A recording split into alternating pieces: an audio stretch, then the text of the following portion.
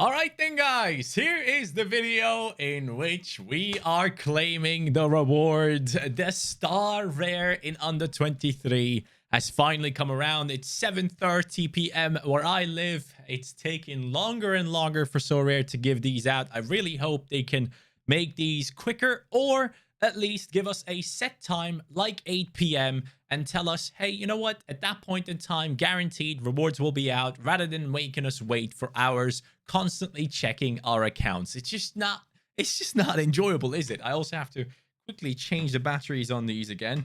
I feel like every single video I record, I have to change the batteries on these headsets.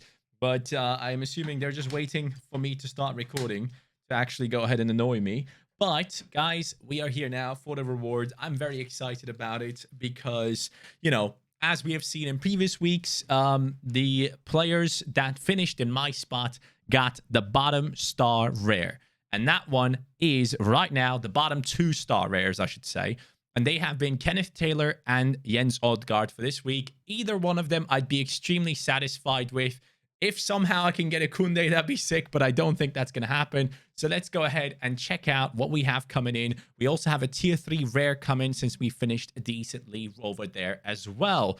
So let's start it off. Let's claim our rewards. First of all, the ETH, which is great. It was a throwaway all-star rare team. It still got us a decent amount of ETH, which I'm very happy with, taking me above 0.22 ETH in the account itself. Then the star rare will come last. Tier 3 rare is the 141st in under 23.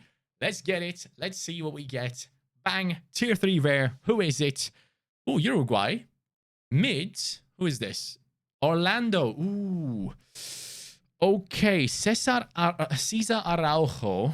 Someone offered me Coop Miners a second ago for a player of mine that I had listed. Cesar Araujo, L5 43, L15 48. Value is looking all right, actually. He was selling for up to 160 euros last sale. People have listed around 0.08 ETH. Okay, how good is he? You know what? He's not a bad scorer. That's kind of okay. This is one of those that you might want to keep for like underdog. If underdog under 23 ever happens, this could be quite useful. This guy gets decent scores, right? So in certain matchups, he gets even higher scores, which we wouldn't mind, of course. Even against Seattle, that's impressive. The fact that he got 68 points there, despite conceding the 2 goals. So that's quite interesting. But I'm very happy with this. As a tier 3, I do not mind at all. That's a decent player to get. Obviously, as I mentioned, they don't have too many games coming. Is Orlando in the playoffs by any chance? Let's check that out right now. Orlando City. We are looking... Oh, 5th. Playoffs incoming. So further utility for him. That's great. I'm very happy with that, actually. So that's a decent one. I'm assuming that's the playoffs, right? The green ones here, they do play playoffs. So that's good. I'm thinking we might be able to sell him on for a decent amount. So I'm pretty happy with that. If I can get 0.1 ETH out of this, that's good enough for me. Let's go ahead and take a look. Please be Kenneth Taylor. I'm really desperately hoping this is Kenneth Taylor, because that would go straight into my trophy cabinet and would stay in the gallery. If it's Odgaard, it would be the same. I actually might keep him because I really like Odgaard's performances and the matchups for AZ. So we could use him for All-Star, Under 23, and Under 23 Pro, wherever we want to fit him into. But the star Under 23 rare is... Who are you, friend? Nah. Huh. Oh, no. There's no way, man. You have to be kidding. Legit, like the only player I didn't want, apart from like maybe even Osako, in the range I was looking for. No one gets... This is ridiculous. Sorare is out to get me. I swear to God, they're out to get me here. Because I was pretty vocal about not wanting Sheshko. I really was. And I looked up every single game week in the past 10 game weeks where it was on the weekends. And I looked and everyone got the bottom or the one above the bottom. I get the one third from bottom. The one that I don't want. Now, technically speaking, you'd think I should be happy about this. But Sheshko does not sell for as much as these guys have been selling for. So let's take a look at Odgaard real quick. And by the way, Of course, I'm happy that I won a player that's a star rare. Don't get me wrong at all. But the fact that he's above Oddguard is a bit silly to me because he has been selling for decent amounts, and due to his great performances, as we can see here, Oddguard and AZ, it's just a better option. I'm so upset that I didn't get him. And like, he is above 1 ETH in terms of his value. You could easily get an ETH for him. He's listed at 1.29. I'm assuming I could easily get like 1.1 for him. And that's a huge shame. And then the other one below him was Taylor, which I personally really wanted to get because the guy plays for Ajax. He gets great scores. And in terms of his price, we can see that he has been sold for recently 1.13. And looking at the price here, 1.1. A new season card is listed at 1.2. So that would have been the range we're looking for. At least 1.1 could have been brought out of this one. And then we look at Sheshko, who I remember isn't really selling for that much. Let me be honest with you. Can I find some positives here? So we're looking at Sheshko coming in at 1 ETH there. Latest sale before that, 0.8. Oh, that's tough. That's bad for negotiating. It's a new season card as well. And people have bought him up for 0.8, basically. 1 ETH has been paid for him recently, but it's due to the fact that ETH has crashed more than the fact that his value has gone up, really. I mean, it has gone up somewhat, but, you know, it is what it is. Now, the reason why I'm not happy with Sheshko, look, guys, a couple of months ago, he was super hyped. People were paying massive amounts for him, up to 2.2 ETH. He was linked to, like, Manchester United and all that. He has actually agreed to join Leipzig. That is already secured. So in the future, he could be a decent option for Leipzig. But the one thing that really bothers me about Sheshko is he misses big chances in literally every game. 15. That's 3 big chances missed. I was about to say Big Mac there. When we go over here, we don't see a big chance missed. Let's see. I am pretty sure he had a couple. Look at that. 2 big chances missed in 29 minutes. I don't know how this guy pulls it off, but he's very consistent in missing big chances. I would love to know, actually, is there anyone that misses as many big chances as this guy? Let's go attacking. And then let's find big chance. No, not created.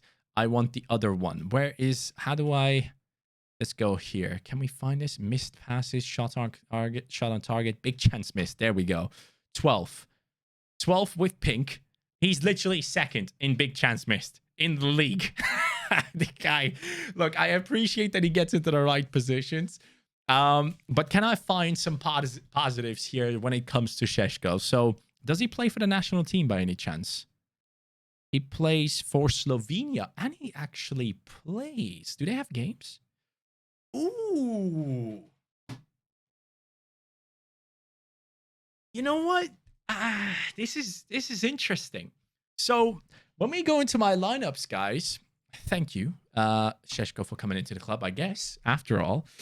If we go into the upcoming game weeks, especially the midweek, if you look at my under 23 and we work on it here, we have Muric with a game, Saliba with a game, Kökçü with a game, Szymanski with a game, but the striker position does not have a game in my gallery. Well, guess what? Sheshko does. That's hilarious. It's as if they went into my gallery and looked at what I'm missing, and they were like, hey, you know what? International break, you need a striker. Let me help you out. I guess I'll take it. I guess. You know what? It is a player that has a lot of promise in him, but my issue with him is that the other Salzburg players are doing really well in his position. So if we look at Fernando here, he plays striker, gets basically decisives every game he starts in, which is obviously incredible.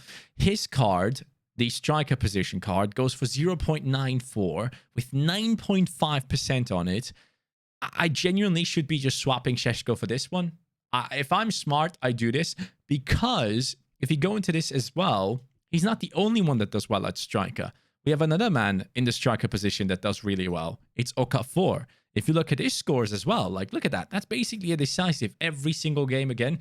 So why the hell would Salzburg play Sheshko over any of these guys? Now, Okafor is injured.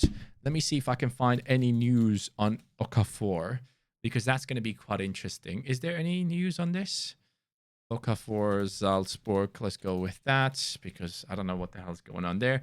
So it seems like no, that's nothing. Okafor versus Fernando. Let's see what people have gone for. Ooh, Okafor comes in first. So it seems like they like him even more.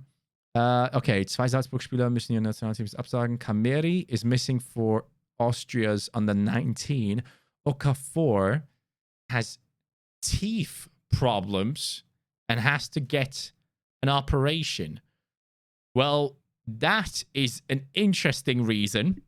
I don't know what to say to that. But having said that, Okafor and Fernando are set to play normally, right?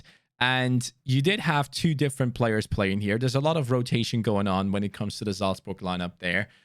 Ideally, I should be getting rid of Šeško, but do I do it now during the international break? I feel like there's going to be people that look for an under 23 striker to play, and there aren't many. Let me see. Player Finder. This might be a good time to sell him because people have a reason to buy him. There's not that many under 23 strikers. Then I just get rid of him because I do think Okafor and Fernando are basically set to play there. Šeško in the future could still become a massive, massive player.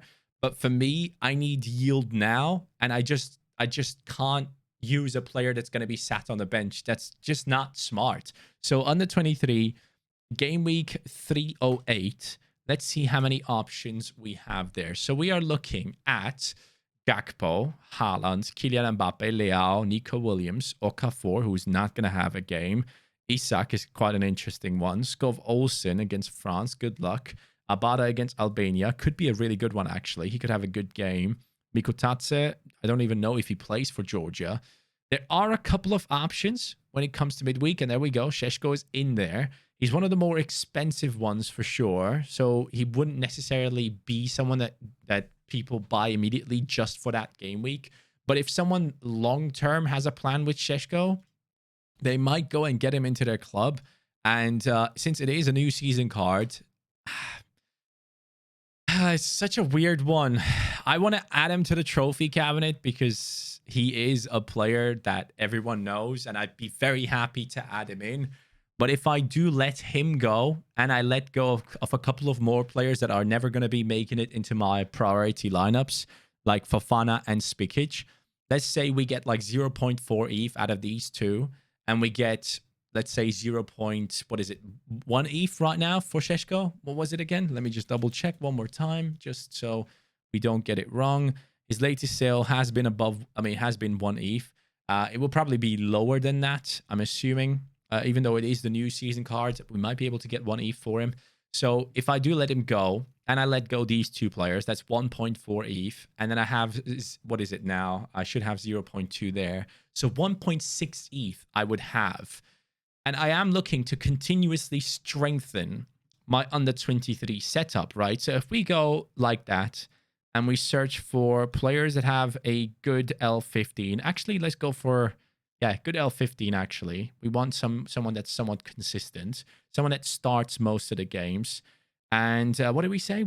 1 ETH for Šeško, 1.4, 1.6. 1.6 ETH. What are we looking for in that range? Like, what kind of options? Under 23 eligible. Forgot to set that filter. Let's see what kind of options we have here. So we are looking at Spertian, who is very good. Reinders, whose price has risen massively. I don't know if I want to pay that price for him. We also have Enzo Lefe available in that range. We have Taylor Harwood Bellis, who I already have. Nakamura, who I already do have. Taylor, I would like some Ajax exposure. As I said before, Kenneth Taylor would be sick. If I can go for a straight swap for Kenneth Taylor or Fernando, his striker card, I'm in for it. Like, I'm very interested, especially Fernando striker. I'm very interested in. I just don't know what the situation is with him. Like, what is Fernando's issue? Fernando Salzburg. Let's find out what's going on here. Fernando's market value has gone up to 10 million now. Quite interesting. Our stat leaders after the first phase of the season: goals 7, Okafor, assists 4, Fernando. Yep, pass accuracy, Solé. I would love to have two Salzburg players in Solé and Fernando. At least then I'm looking at two players that actually are like quite decent. But Fernando has a thigh issue, just like Solé. So I would have both the players at Salzburg that have thigh issues. That's interesting. But apart from those players, like a Kenneth Taylor or Fernando, is there anyone else that I would like to get in? I mean, I do like Udogia. I'm very impressed with him. He's a great player. But, I mean, they have played some tough games, but still against Roma, he gets 96 points. The thing is, though, I don't know if I can bank on someone like him. I really like the look of him. I think he's going to be great in the Prem as well under Conte if he's still there by the time he joins Spurs. But I think that one is a bit more risky. Has a lot of upside, but then again, don't know how I feel about that. Kulenovic is a good player, a very consistent player with decent AA, a great striker that doesn't necessarily play for the best team in the league, but he is a good player. And I do have his goalkeeper in Kavlina. So I could pair those two up, even though they don't necessarily have anything to do with each other, but we would have two players from the same team. I mean, I am looking through all of this. Obispo, I mean, there are a couple of players. Tete, I really like. He's on my watch list. There are a bunch of players that I really like here, but specifically Fernando and Kenneth Taylor, especially Fernando, I would say. These players I'm very, very interested in. It's a tough choice. It's a tough choice to make. Guys, let me know what you think. I am going to be listing up Šeško for 1 ETH. If we get a bite, someone buys him, I would rather have the ETH right now than having Šeško. But if no one buys him, hey, that's fine with me too, because that puts me into a somewhat okay position to have a full under 23 lineup during this upcoming game week. How many rewards do we have there? Only 80. I would assume that not too many people can participate in this. Like, I wouldn't be surprised. Only 132 people have registered their teams by now. Let's say that goes up to 200. I don't think there's going to be many people competing. And yeah, this could be quite interesting. I will be looking into that. Do we have under 23 Pro in that game week as well? Let me just double check. Do I have Nunez or anyone available? Let's go used. So Muric, Saliba. Nunez does not have a game. Okay, that's fine. We do have Fofana, but again, we don't need that. So yeah, it's a weird situation. I know he's a massive talent. I know he has a bright future ahead of him, but I do want success now. We get another offer here. All these trades, man. What the hell? We get Stanisic and Joao Novaes. See, just because Fofana now has utility when it comes to the midweeks due to playing for France now, people are actually going for him. I will have to say no. I will reject this. I'm not interested. I want straight ETH ideally. But yeah, that's me done for today, guys. It's a weird one. I wanted Odgaard. I wanted Kenneth Taylor. How weird is it that I wanted people that are below the player that I've won on that list? But it is what it is. It is technically a great addition to the trophy cabinet, but I do think I would have a lot more utility out of different players. Šeško is just too prone to miss big chances and too prone to sit on the bench due to the great form of Okafor and Fernando. So we have to think about that. Thank you guys so much for watching. I will catch you in the next one. Hopefully, we stay successful. And if I do make some changes, I will let you know with the next video. Have a good one. Take care. Enjoy the international break if you can. But yeah, I'll talk to you guys next time. I'm sorry if this comes across like ungrateful or anything, but I was really hoping for some other players to come across here. It's fine. We work our way through this and make it a good one. Have a good day. Take care. Peace.